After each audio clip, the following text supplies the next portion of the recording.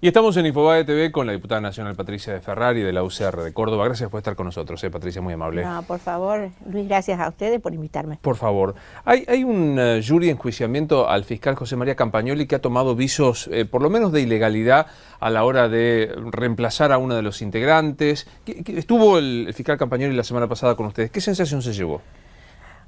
Bueno, una sensación de mucha tristeza por lo que significa, primero por la persona del fiscal Campagnoli, o sea, es durísimo que a alguien le hagan pasar semejante calvario por cumplir bien con su trabajo. Me dejó muy mal la gente del equipo de Campagnoli, a quien los han desperdigado, los han castigado, han desarmado totalmente el equipo.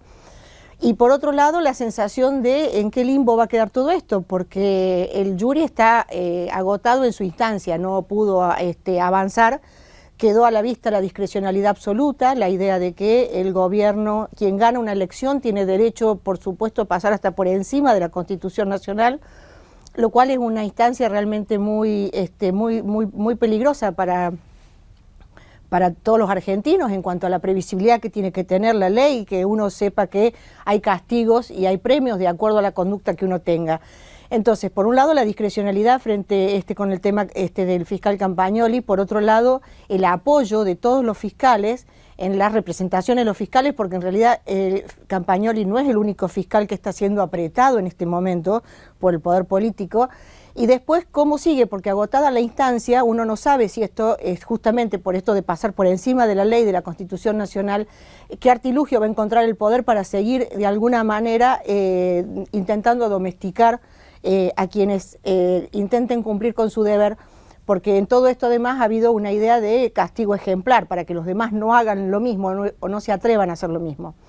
Entonces, la verdad que nos dejó un gusto amargo, porque si bien haberlo apoyado a Campagnoli no nos defraudó en cuanto a que él no tenía absolutamente nada para ser juzgado por sus pares como se lo impulsó desde el gobierno, sí vemos que hay una laguna que no sabemos cómo se va a llenar y sobre todo qué va a pasar con el equipo de Campagnoli, que en este momento, insisto, le han sacado hasta la chapa, le han sacado, los han desperdigado.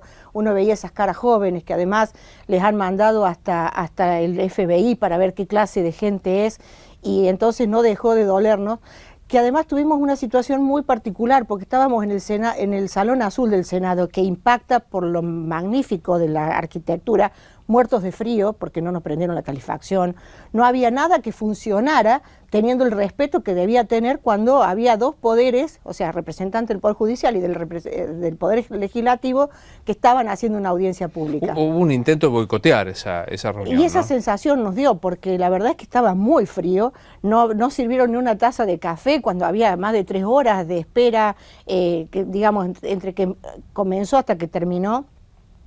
Así que por un lado, la calidad de los apoyos que recibía el fiscal Campagnoli y además, bueno, de decir, por suerte esta instancia está terminada, y por otro lado, ver el boicoteo, el silencioso y el desembosado a todo lo que signifique cumplir con el deber y apoyar a quienes tienen una conducta digna en el ejercicio de su cargo. ¿Le pareció, uno no puede más que tomarse los certificados médicos, pero le pareció verosímil la renuncia por estrés de Estela Maris Córdoba, la representante de los defensores? Y yo creo que si él ha recibido las presiones que dijeron durante la audiencia pública que han recibido, seguramente debe haber tenido estrés, ya sea usado, digamos, comprobado clínicamente o no, pero hay que tener al poder todo el tiempo pisándole a uno los talones y diciéndole, si no haces tal cosa te va a pasar esto, porque justamente lo que se buscó con Campagnoli es que se entienda un mensaje de ejemplaridad, lo cual no nos pone muy lejos de lo que fue en su momento la década del 70.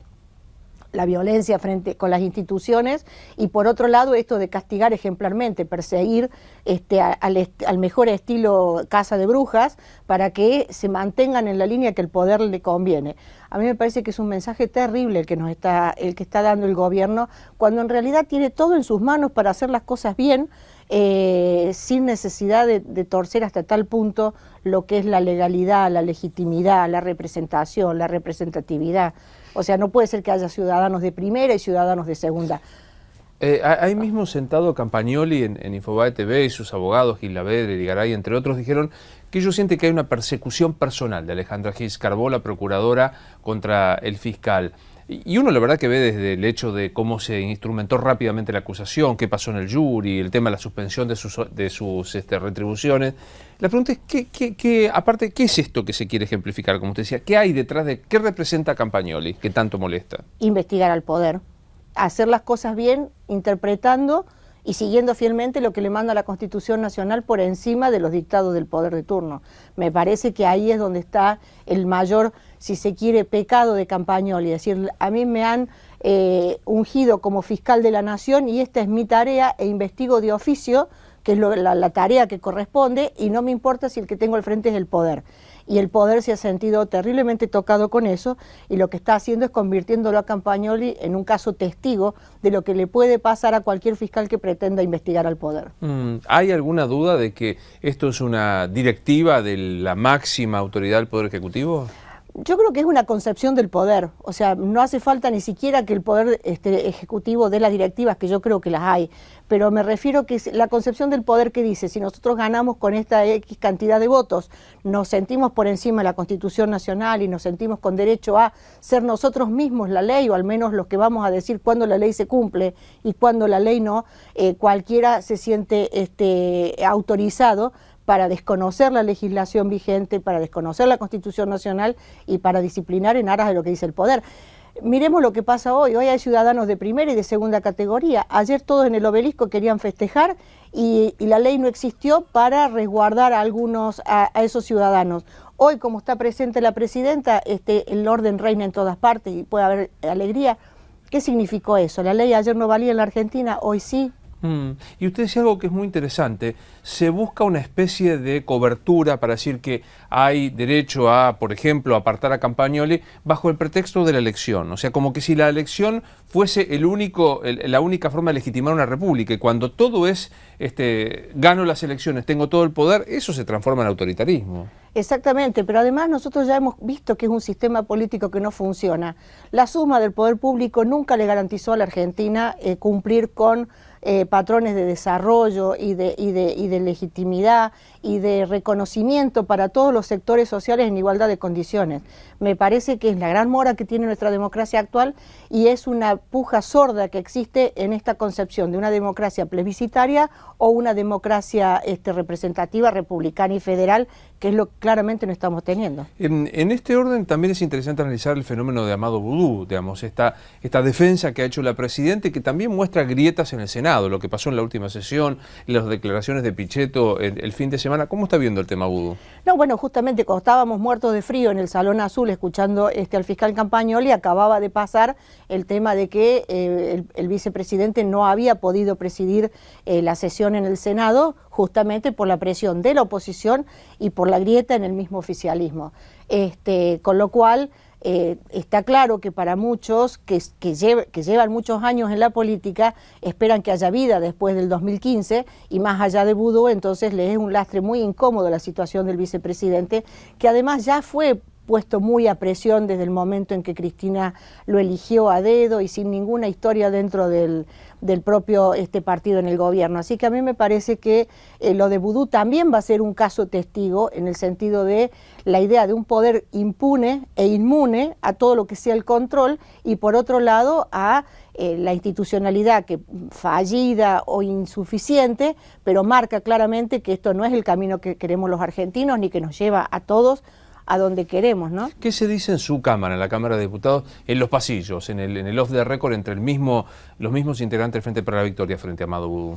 No, yo no he tenido oportunidad de escuchar al off the record en los pasillos, entre otras cosas porque estamos muy abocados a temas como lo que es el tema de la defensa del consumidor y demás, así que a mí no me ha tocado estar escuchando en los pasillos, pero uno advierte las caras de preocupación.